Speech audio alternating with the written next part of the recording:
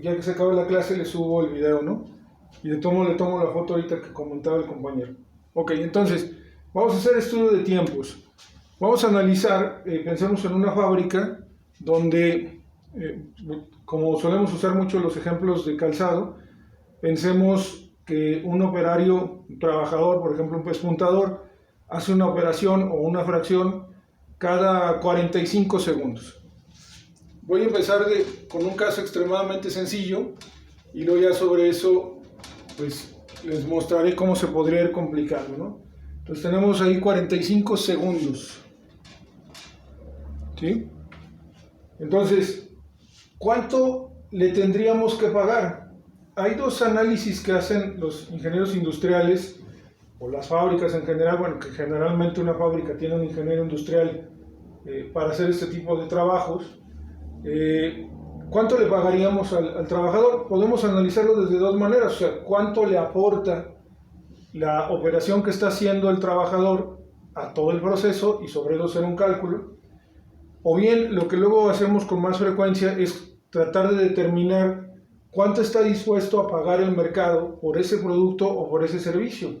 Entonces, por ejemplo, para poder decir, oye, tomé un cuero que costaba 300 pesos, pero a la hora de que lo corté y lo pespunté, pues ya ese mismo cuero con todos sus sobrantes ya no cuesta 300, ahora cuesta 480 pesos, entonces el trabajo le subió 180, entre el número de veces que se hizo la operación para llegar al número de piezas, pues me podría decir cuánto subió de precio ese producto, y a lo mejor cada producto subió de precio, cada pieza 2 pesos, y entonces a lo mejor yo le voy a pagar 1 peso al trabajador por cada una de las piezas que haga. La otra es determinar cuánto está dispuesto a pagar el mercado por el trabajador. Entonces vamos a pensar que por un pespuntador, hay lugares donde un pespuntador cuesta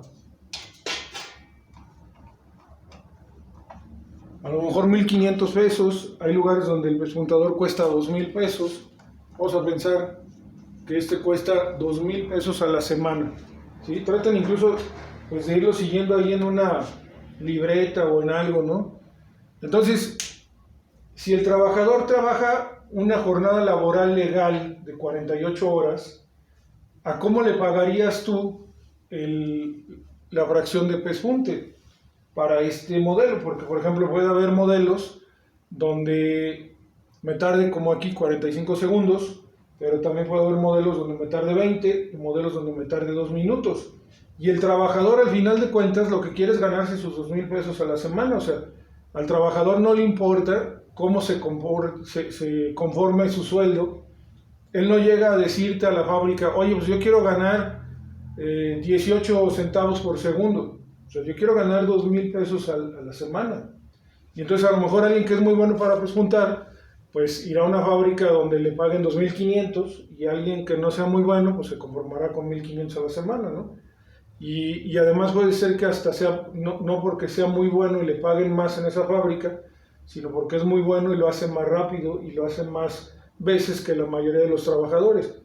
Entonces, ¿cómo analizarías eso, no? O sea, ¿cuánto le vamos a pagar? Y aquí es interesante analizar que son 48 horas, no 6 días a la semana o 5 y medio. O sea, la ley dice que la jornada laboral inglesa, que así le llaman todavía, oficial en México legal, es de 48 horas. Con todo y que en Inglaterra ya no es de 48 horas. Por ejemplo, en Francia ahorita andan ya en 35, 36 horas, lo querían bajar a 32, sobre todo ahorita con lo de la pandemia. En Inglaterra andan en 44, 40 horas. Y algo bien curioso, la productividad europea es por mucho superior a la latinoamericana. Entonces aquí somos muy dados a pensar que si les pago mucho está más mal, o si trabajan menos está más mal. Aquí lo que importa es ser más productivos, ¿no? O sea, y además tú sabes que un zapato europeo pues se vende prácticamente en cualquier lugar del mundo más caro que un zapato latinoamericano. Entonces algo hacen ellos invirtiendo en otras cosas que le dan valor al producto y no necesariamente en sacrificar al trabajador. Entonces, ¿cómo se te ocurre que pudiéramos hacer eso, no? O sea, ¿cómo costeamos una forma de pagarle al final sus 2,000 pesos en promedio a la semana con 45 centavos por pieza? ¿A alguien se le ocurre?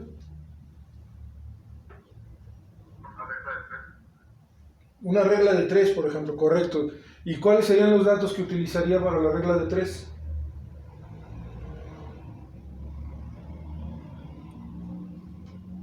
El costo del material. No lo tenemos. De hecho, ni siquiera lo necesitamos según este problema, ¿no? Tienes todos los datos ahí que necesitas. Esto que acaba de pasar es bien interesante. Luego queremos buscar lo que no necesitamos o buscar lo que no hay. Pero así solemos trabajar. O sea, tendremos que reacostumbrarnos a que la información necesaria es la que vamos a buscar dentro de la empresa, ¿no? Entonces, ojo, si nos vamos a ir por el lado de determinar cuánto le agregamos de costo por el trabajo, tampoco necesitamos el costo en material. Es decir, te voy a poner un caso. ¿Cuánto cuesta un cuero de primera calidad? Pues a lo mejor ahorita anda costando 3 pesos, 4 pesos un decímetro cuadrado de un buen cuero de res.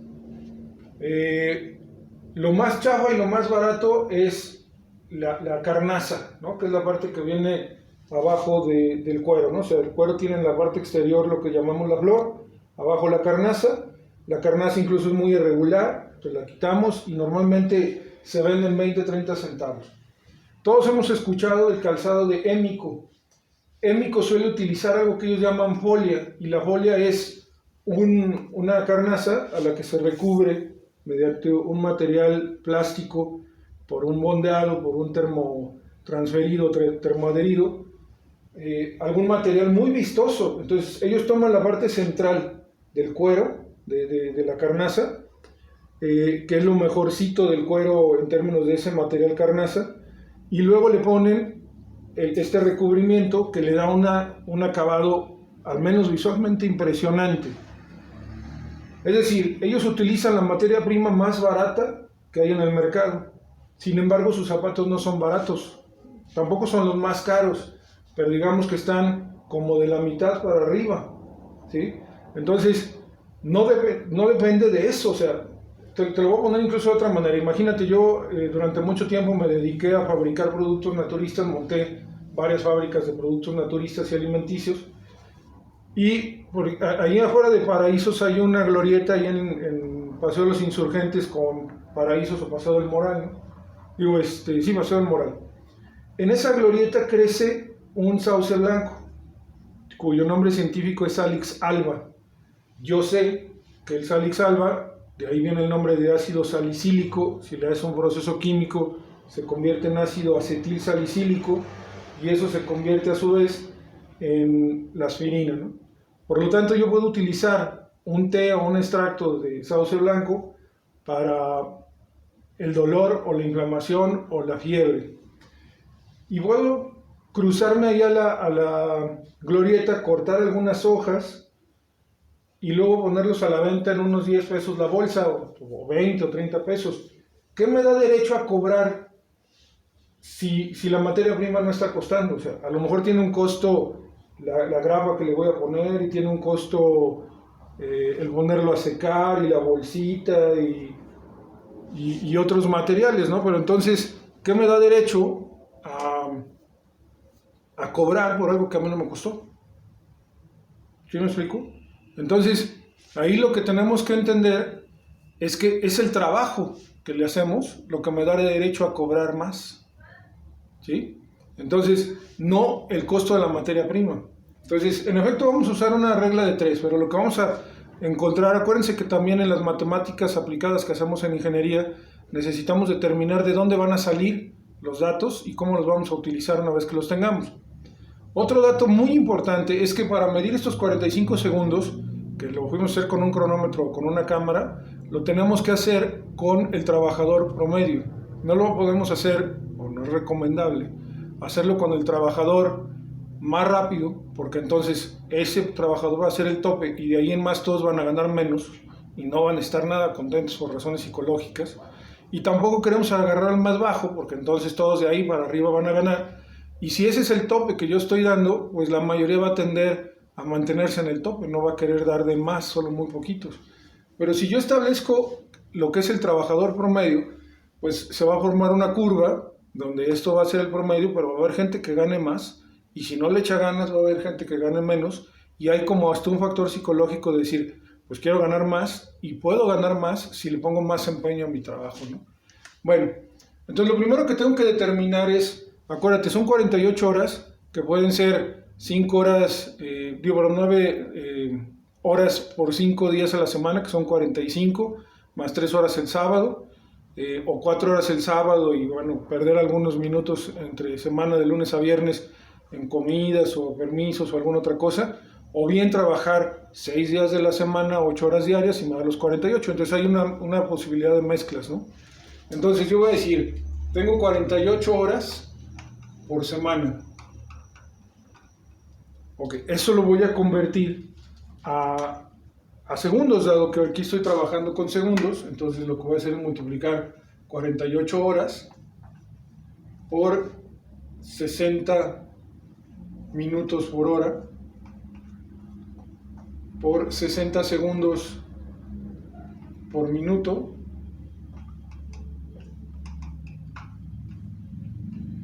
Entonces me va a quedar 48 por 60 por 60. Y son 172.800 segundos.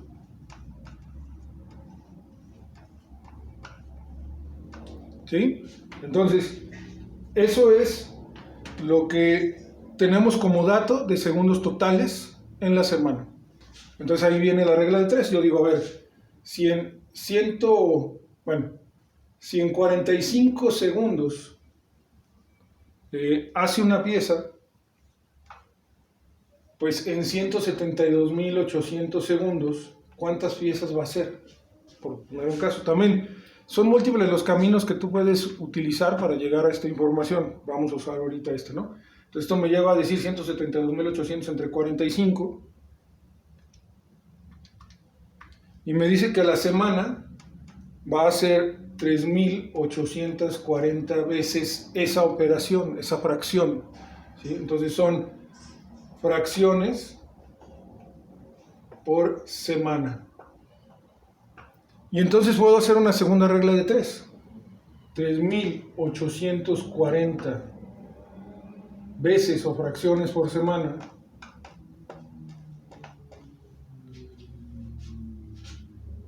le van a significar un salario promedio de 2,000 pesos.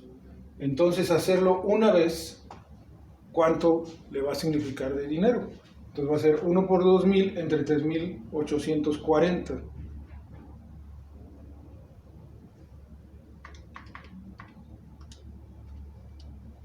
Y me dice que le voy a pagar .52 pesos o 52 centavos. ¿Sí? Entonces esto es el precio por fracción. Y esto es lo que le voy a pasar a supervisores, a contadores, a los de nóminas. Y entonces lo único que vamos a hacer ya el resto de la semana pues, es contar, ¿no? O sea, cuántas fracciones hizo, cuánto físicamente entregó, cuántas piezas entregó el trabajador. Y eso lo voy a multiplicar por .52 semanas. Sin embargo, es importante saber que este no es la realidad o la situación verdadera que se da en el trabajo. Esto es una situación extremadamente poco frecuente. ¿Por qué creen que suceda eso? ¿Qué nos falta considerar, pues?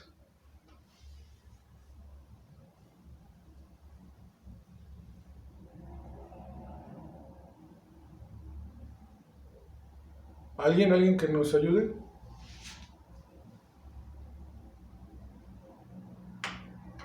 ¿Sí siguen ahí o ya dejaron de oírme? ¿El material podría ser?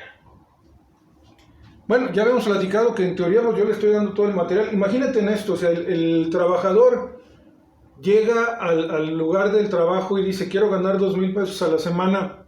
¿Tú crees que al trabajador le interese si ese día no había material? O sea, pensemos que ese día se le olvidó al dueño comprar el material. O, que también pasa mucho y es uno de los fallos administrativos, se le olvidó pagarle al proveedor y el proveedor ya no quiso surtir.